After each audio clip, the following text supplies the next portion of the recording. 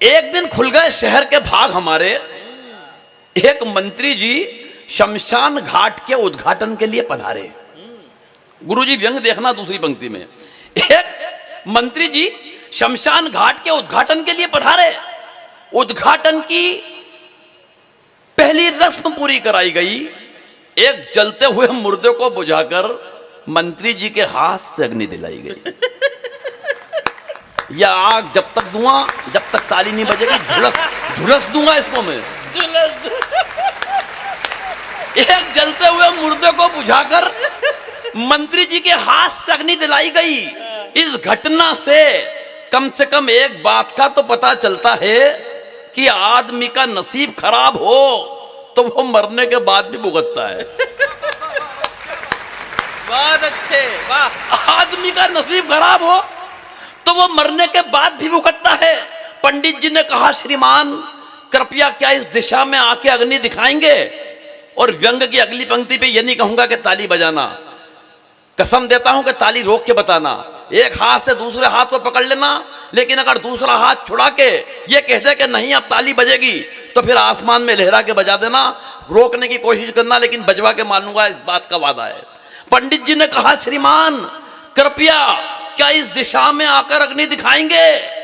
मंत्री जी भन्ना कर बोले, आग कहां और कैसे लगानी है मुझे क्या आप समझाएंगे? वाह वाह, धन्यवाद।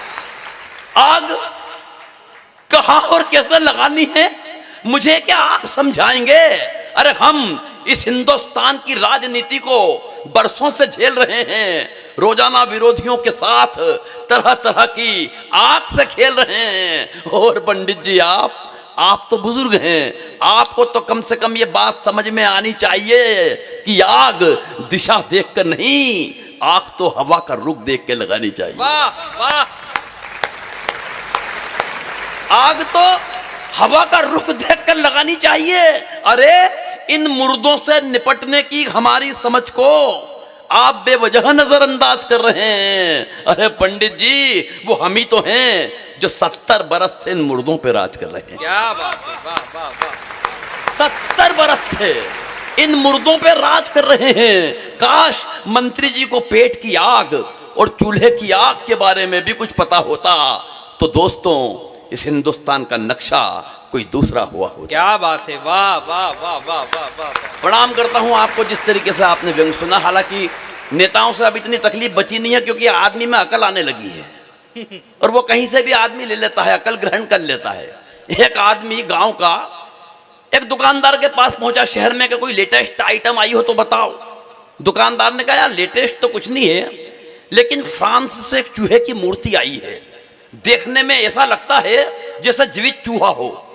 उस आदमी ने जैसे ही हाथ में वो मूर्ति ली, दुकानदार से तो ऐसा लगा कि हाथ में जीवित चूहा आ गया। उसने वो मूर्ति खरीद ली, लेके जैसे ही गांव पहुंचा तो उस चूहे को देखते ही गांव के जितने चूहे थे उसके पीछे लग गए। वो आदमी चलने लगा, चूहे चलने लगे। वो तेज चलने लगा, चूहे तेज चलने लगे। वो दौड़ने लगा, चूहे दौड़ने लगे। वो आदमी घबरा गया, उसकी कुछ समझ में नहीं आया। उसने वो मूर्ति उठाई और एक कुएं में फेंक दी। गुरुदेव, उस आदमी में अकल आ गई। वो वापस उस दुकानदार के पास गया और बोला, भाई साहब किसी नेता की मूर्ति है क्या?